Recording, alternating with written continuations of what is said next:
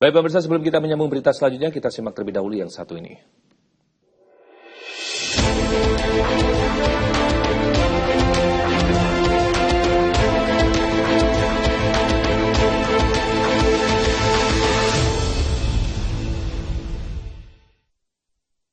Baik pemirsa, sebelum kita menyambung berita selanjutnya, kita akan simak bersama talk show berikut ini.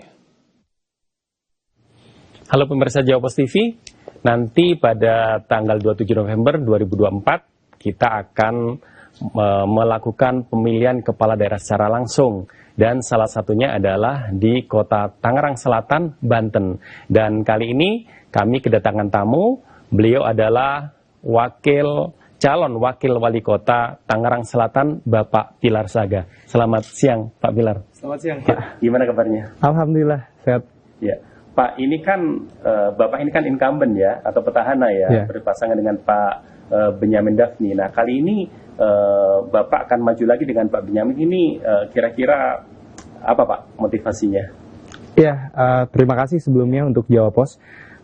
Saya alhamdulillah selama 3,5 tahun ini bersama dengan Pak Benyamin Daphni memimpin pemerintahan di Tangerang Selatan. Alhamdulillah program-program masih berjalan lancar sampai sekarang sesuai dengan RPJMD kami. Tapi tentu saja masih banyak PR-PR yang harus dituntaskan ya, supaya pembangunan baik itu infrastruktur, pendidikan, kesehatan, ekonomi, apalagi kita dalam kondisi pemulihan ekonomi, mengatasi masalah anak-anak muda di Tangerang Selatan, ya harus fokus gitu, harus dituntaskan secara utuh supaya kebermanfaatan program ini bisa semakin terasa gitu depannya. Pak, sebelum berlanjut ke beberapa program yang nanti mungkin Pak Pilar dan Pak Benyamin akan lanjutkan,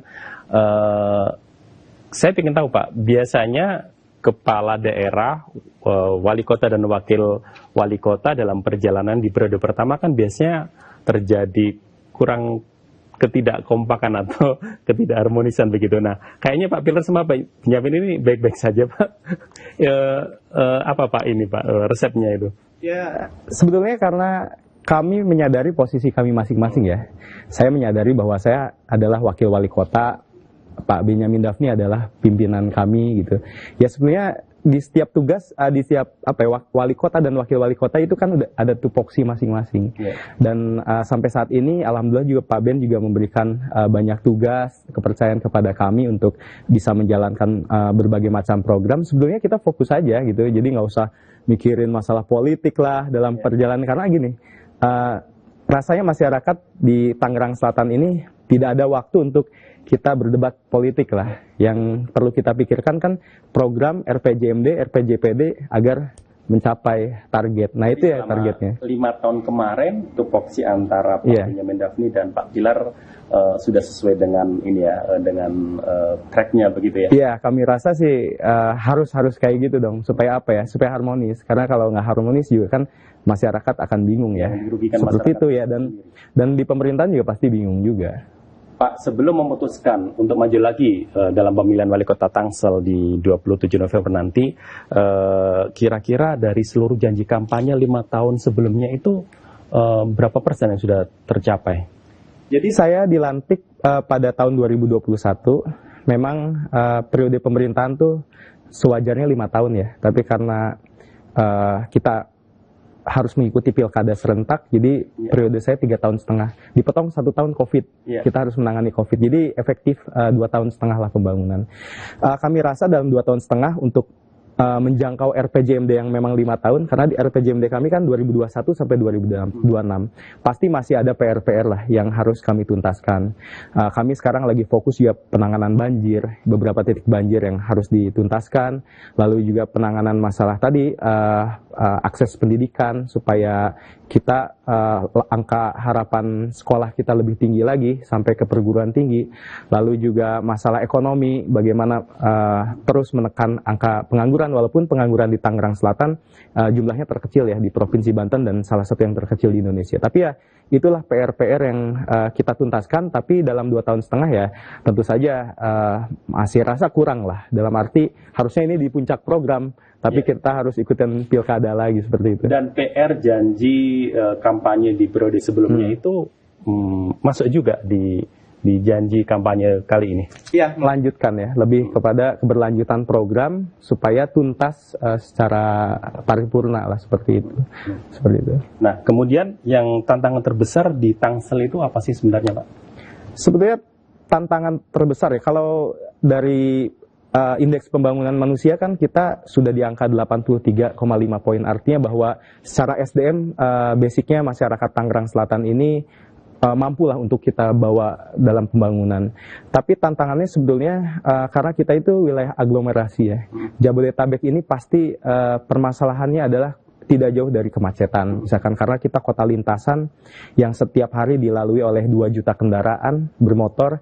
Nah, ini adalah tantangan kita. Terus juga terkait kualitas polusi udara pasti ya, terus juga kualitas lingkungan yang itu benar-benar harus jadi concern ke depannya supaya apa? Menciptakan Tangerang Selatan ini yang berkelanjutan, sustainable. Karena lingkungan ini harus sehat, harus baik untuk dihuni oleh masyarakat. Nah, itu yang jadi tantangan kita dalam program kerja. Pak, Tangsel ini kan tidak terlepas dari wilayah aglomerasi ya, DKI Jakarta ya. Dan selama ini kita tahu bahwa salah satu kota penyokong Jakarta adalah Tangsel. Nah, selama ini menurut Pak Pilar, apa yang dilakukan Tangsel ini sudah sejalan belum sih dengan DKI? Jadi kalau dilihat dari lokasi ya, Tangerang Selatan ini kan cukup strategis sekali, berada dihimpit oleh DKI Jakarta, Jawa Barat, dan juga Provinsi Banten.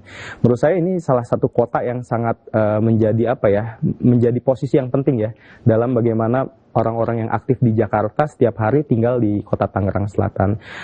Tapi dalam kondisi sekarang memang yang berkembang lebih segmented gitu, masyarakat Tangsel ini lebih terkurasi, kebanyakan yang memang punya SDM yang cukup mumpuni.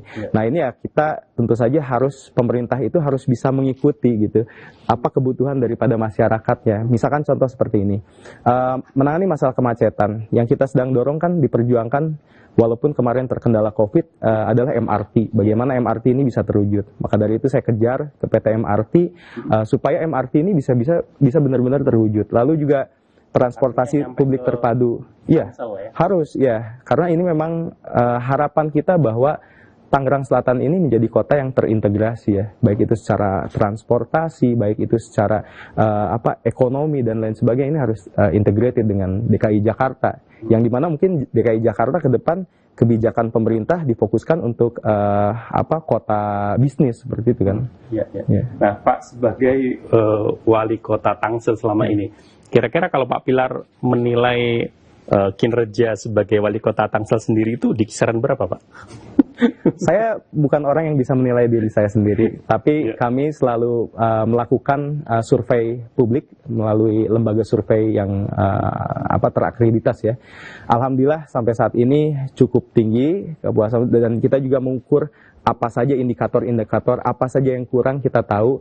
Jadi pada intinya bahwa ya kita kerja aja secara maksimal, apa yang kita dapat penghargaan dari pemerintah pusat ataupun pencapaian-pencapaian di indikator itu, di survei, ya itu jadi acuan kita buat memperbaiki apa yang kurang, itu aja. Dan karena tingkat kepuasan masyarakat Tangsel cukup tinggi, itu yang membuat Pak Pilar dan Pak Benyamin bersiap untuk maju kembali di pemilihan 27 November nanti, Pak. Insya Allah. Ya. Semakin semangat. Baik, pemirsa Jawa Post TV, berikut pembicaraan kami dengan calon wakil wali kota Tangsel, Pak Pilar Saga, dan kita akan kembali setelah yang satu ini.